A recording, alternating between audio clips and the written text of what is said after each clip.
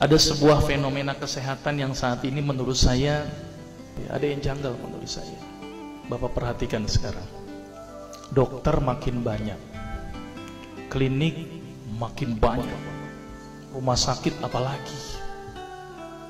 Seharusnya dokter semakin banyak, orang sehat harus gimana? Harus banyak. Tapi apa kenyataan pada saat ini? Dokter banyak, klinik banyak, rumah sakit banyak, orang sakit banyak. Ini yang salah siapa nih Pak? Dokternya atau pasiennya Pak? Karena saya dokter, saya salahin pasiennya. Ternyata pasien itu makhluk yang pasrah menurut saya. Semua yang diresepkan dokter ditelan itu tanpa mereka tahu apa ya obat yang mereka minum. Ini yang menurut saya cukup menggelitik. Ini ada apa di sini? Kenapa kok umat Islam sekarang ini berbeda dengan zaman Rasulullah pada waktu itu? Sampai ada seorang tabib praktek di Madinah selama kurang lebih 2 tahun itu nggak ada pasiennya. Kenapa kok berbeda sekarang dengan umat Islam zaman sekarang? Ini ada sesuatu yang salah menurut saya.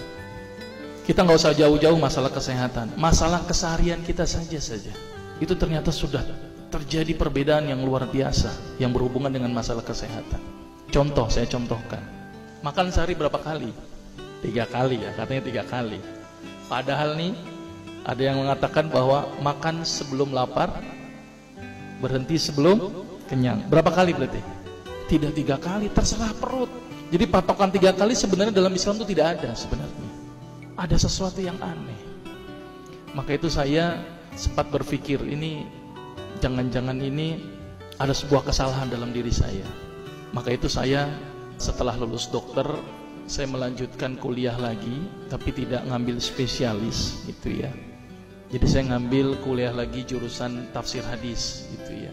Ketika belajar hadis itu banyak sesuatu yang menurut saya luar biasa yang tidak pernah dikupas. Ya, ilmu kesehatan yang luar biasa tetapi tidak pernah dikupas. Nah, di situ saya bertemu dengan seorang ustadz. Kemudian ustadz itu bilang begini. Ini latar belakang saya kenapa saya belajar pengobatan Nabi. Ustadz itu bertanya kepada saya begini, "Dok, antum yakin gak sih dok kalau antum masuk surga?" Saya jawabnya pada waktu itu apa?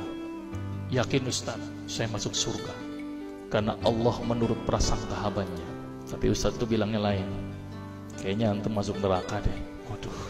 Dia memberikan data-datanya ke saya. Maka saya bersyukur kepada Ustaz tersebut ya.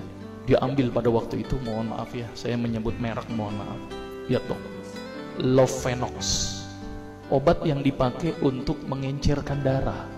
Biasanya diberikan pada penderita penyakit jantung, stroke dan gangguan bekuan darah. Di situ tertuliskan kata apa? Porsin origin.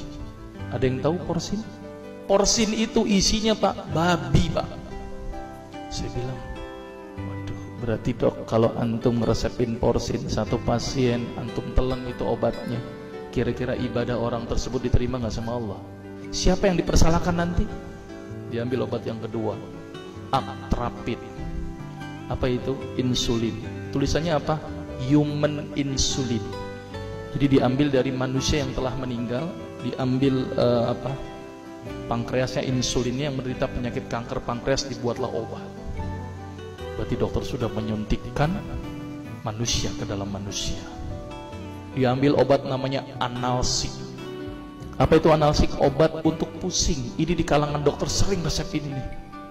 Isinya apa? Antalgin dan diazepam. Makanya kalau orang minum obat ini pasti ketagihan, saya yakin. Karena kenapa? Karena mengandung diazepam. Diazepam itu apa? Narkoba. Maka itu cara nyari uang paling gampang, kasih aja resepin analsik, pasti balik lagi dia. Karena kenapa? Narkobanya bikin kecanduan. Diazepam, fatwa ulama bagaimana? Haram.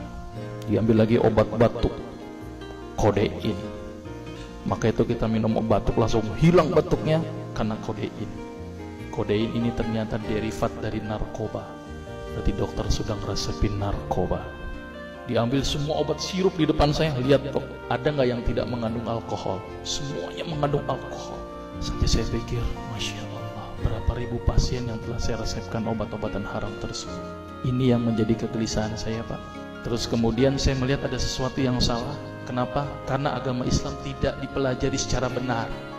Banyak umat Islam saat ini belajar akidah, belajar akhlak, belajar fikih. Tapi lihat, pernahkah umat Islam di sini belajar masalah kesehatan Islam? Sedikit sekali. Kajian-kajian tentang kedokteran Islam hampir tidak ada. Makanya tidak heran sekarang umat Islam yang notabene hebat menurut saya katanya, tapi ternyata banyak yang sakit karena dilupakan aspek ini.